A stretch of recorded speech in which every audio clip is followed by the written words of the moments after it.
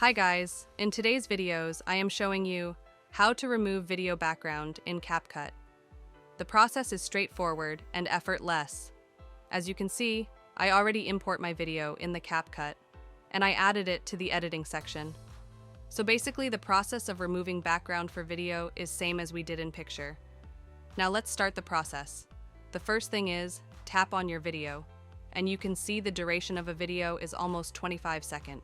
Now take a look on the right side of your computer screen. Here you will see few options: basic, cutout, mask, enhance. From this option, tap on this cutout, then this window will be open. And from this window, tap on this option, auto cutout.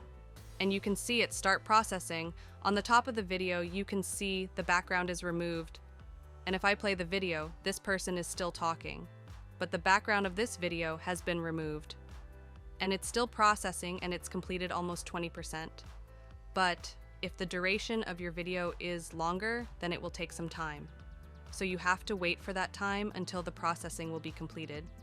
Then the background of your video will be removed by CapCut. So it was the fundamental way by which you can remove video background in CapCut.